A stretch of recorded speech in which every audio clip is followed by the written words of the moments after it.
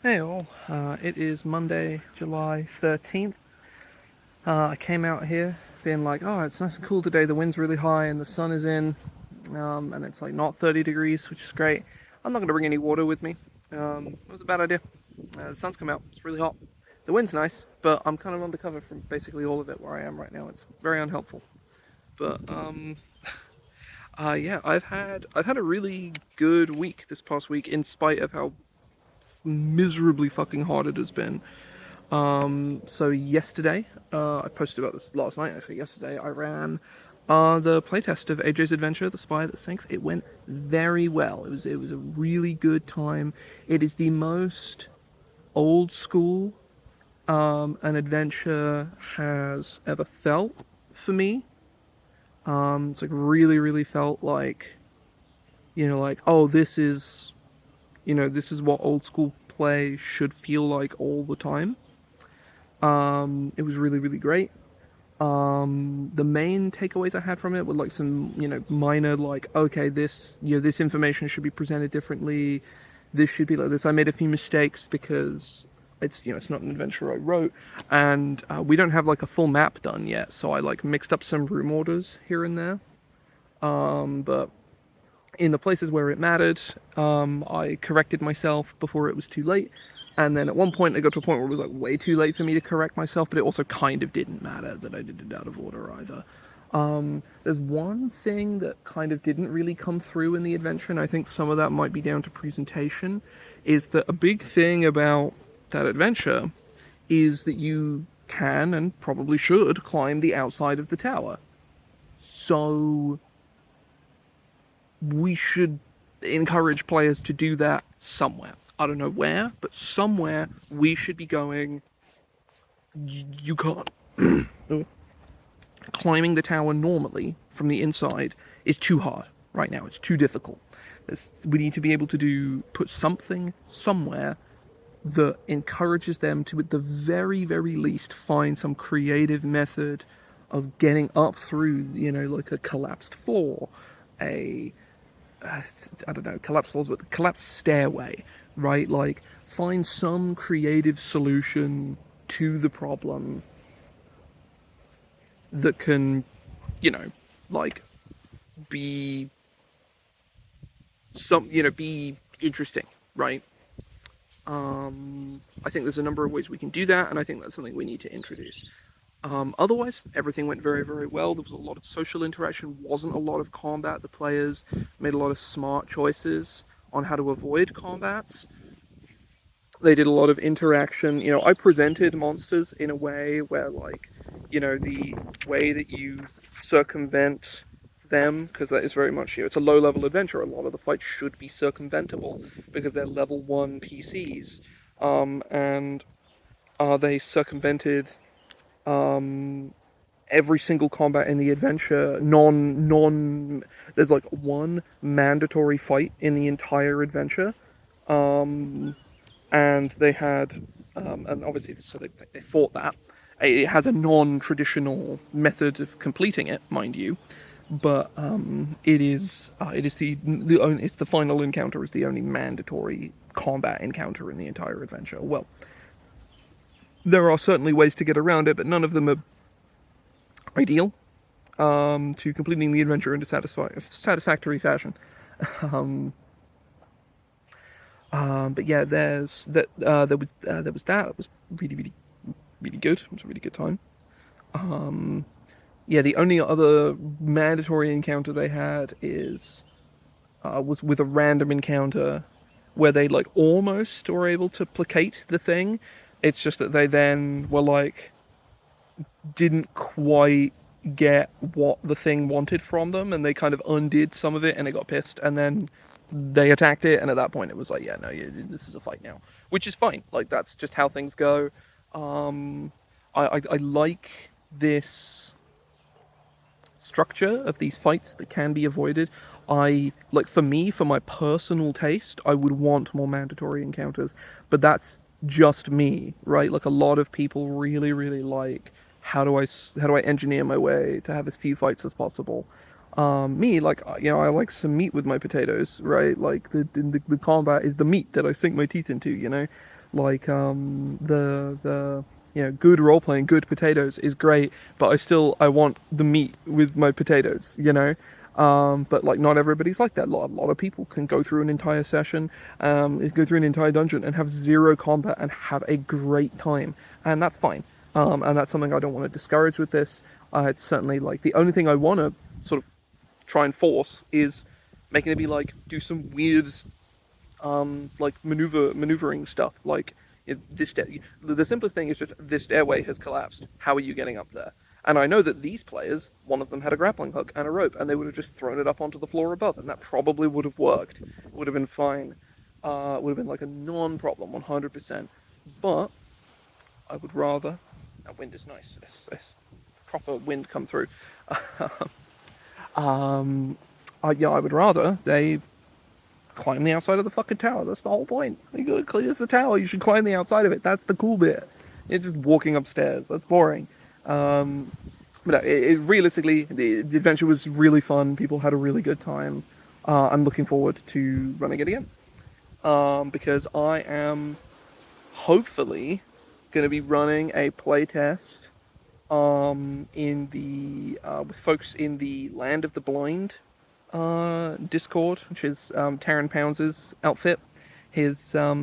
His Discord because I playtest most of my things in Vagabond right now, so I might as well get people who are big fans of Vagabond, give them an opportunity to play Vagabond and also get free playtesting for my adventure. Like, the people want to play Vagabond, and I'm giving them an opportunity to play Vagabond for an evening.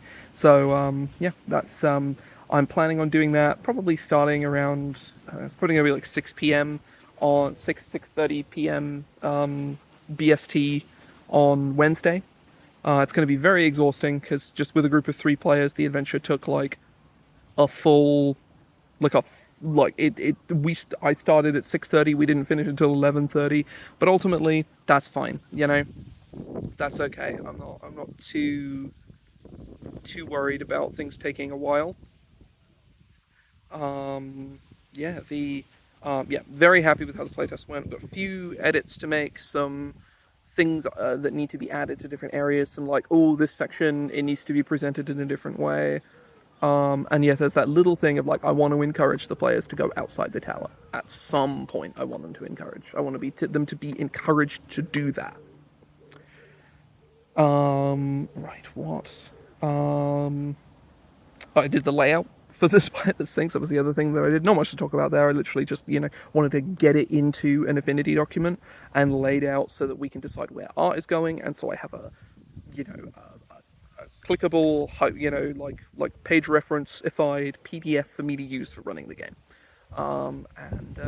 Yeah, we managed to get the entire dungeon on exactly 18 pages, which is the minimum for Lightning Source on drive-through, because it's 18. Why is it not 16? 18 isn't divisible by 4.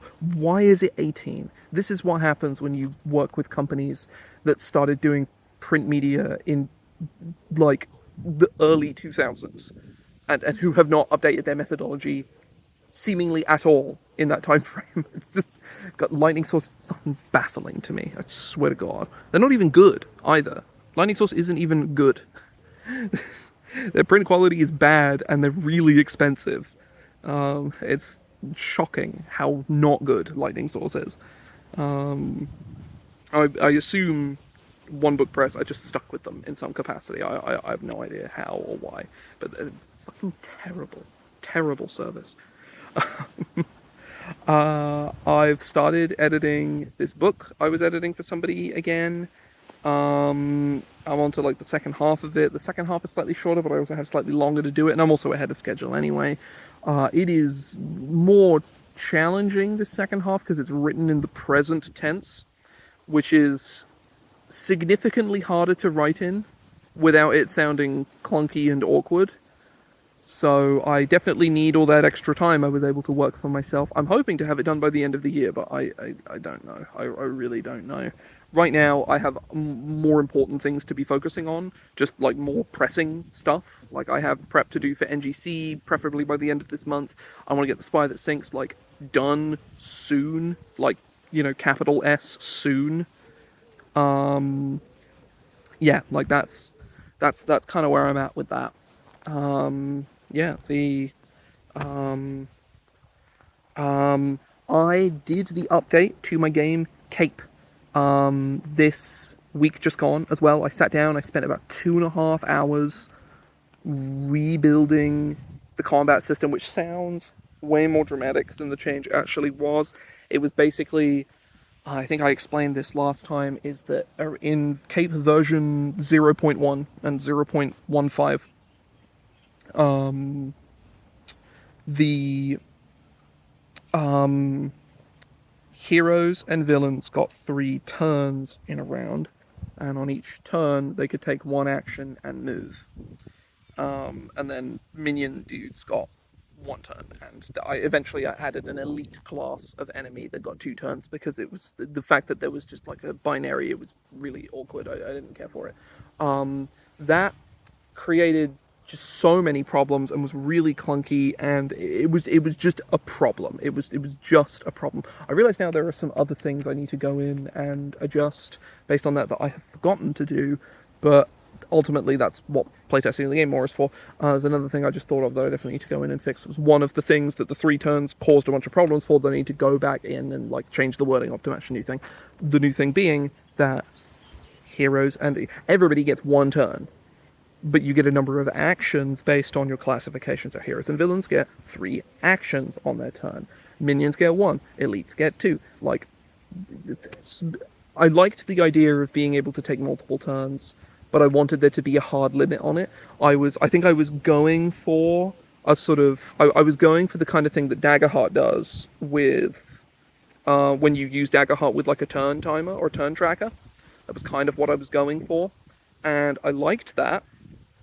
But in a more granular game, like a game that like by the nature of its design necessitates more specific timing restrictions, because you make your own powers, so there needs to be like way more definitive time restrictions. Um, yeah, it was a problem basically. It was like a big problem, and I needed to fix it. So that's been done now. A whole bunch of other little changes. I had to redo the entire character sheet. That took legitimately longer than all the design stuff. It took so long. However, the new character sheet is fucking great. I love it. It looks like visually it looks the exact same, but design wise it just looks so much cleaner. It looks so much better. I really really like it. It does suck that the character sheet has gone from 2 pages to 3, technically 4 pages, but I think it needed it in the end. Like, basically originally the front page had all of your like player stats, but it was like missing some stuff, and then there was like a couple spaces for powers in the bottom corner because I had extra space, and then the following page is like a page, like half a page of powers, and then half a page of detailing, like character details, like like stuff about your character's life and things like that, because that's kind of relevant if you're a superhero character. That's kind of important. The the problem that made is that there wasn't any room for your talents or for your weakness. There wasn't anywhere to track reactions or focusing, which proved to be something that was like very important to track during play. It was like just really good to be able to track that. And then it also was just really clunky because the powers were all spread over 2 pages. So now the front page is mostly the same, and then the bottom corner is now a tracker for reactions and focus. And then there is a tracker for every single status in the game. Because there's 13 statuses in the game, and being able to track exactly how many of each of them that you have is really helpful. And I had the space, so I used it. The next page is half a page of, there's like 6 powers, and then there's like 5 spaces for talents, and then there's a slot for any weaknesses you have. On page 3, there is a whole page for detailing your character's life. I managed to squeeze in a section where you actually get to describe what they fucking look like. There's a little space to draw your character in it. And then on the back page, which could be flipped around to become page 3 instead, is a whole other page of powers. Like between the the main page with powers, the powers, the talents, and the weaknesses, and the secondary page, more spaces than you would ever need. Like if you're playing Cape and you have like more than 6 powers, more than 7 powers, you're either ludicrously high level or something has gone very wrong. You've made some very poor choices because you are not using all of those powers, but have all the extra space. Some people might want to, might end up with extra powers for whatever reason. Like it's good to have as an option, and if you think you're never going to use it, you can just keep the back page blank, just not print it. Like you can have, 1, 2, and then 3 on a second page. That's fine. Yeah, that's basically what I've been up to this week. This week I am going to be organising that Cape playtest. I'm going to do a session 0 probably either on the 20th or the 22nd, I believe. I've been doing a bunch of setting writing lately for an upcoming a campaign for next year. Basically, I'm doing a bunch of preamble work for. I'm doing the fun bit, which is a bunch of setting writing because it's going to be set on. It's about moving between material planes. If you're familiar with the 5th edition spell Dream of the Blue Veil, it's like maybe one of my favorite spells from D&D 5th edition because it's extremely measured in the way that it's designed, but it also, because the DM has total control over whether it's usable in any way. You can't just whip it out and make your DM's life hell. Your DM has to give you a way to use it, which is nice, but the fact that it exists and the implications that it makes about how D&D's universe works, I think is really cool, and I really like it. I'm building a whole campaign around it, about going to different material planes, and I'm making a bunch of them. I've got like 1.5 right now. I'm going to use some old ones. I've been playing with this group in particular. There's 2 members of that group. Very much a sort of Ship of Theseus kind of situation, really. But like the 2 people in that group, I've been playing with them in that same group for 10 years, 11 years this year, in fact. And by the time we get around to playing this game, it'll be nearly 12. So getting to use like settings that they haven't seen in, since they were teenagers is kind of sick. Like I think that's kind of cool. Yeah, that's what I'm working on right now. This week, more stuff with Spy That Sinks. Looking forward to this secondary playtest. The last time I playtested something with folks in the Land of the Blind Discord, it was a really good time. We playtested a good chunk of Where Fire Lives. That adventure is a bit too long to playtest with random people, though, just because it took 3 sessions and we never got to actually. There's a miracle we were able to do 2. 3 just never happened, which was a shame. But oh well. But yeah, that is what I'm mostly going to be doing this week, is just preparing for this Cape game, preparing the playtest for the Spy That Sinks, and otherwise, I'm going to be doing a bunch of setting writing. I'm just sort of trucking along on stuff, nothing new to start right now, which is nice, kind of need that. Well, I'm starting new things, but I've sort of done all the important preamble work. But yeah, I'm going to head off here because I have shopping to do, and it's really hot. And I will buy a drink at the shop as well, I think. So yeah, I'm going to head off and do that. I will hopefully do one of these next week. I will see you then. See ya.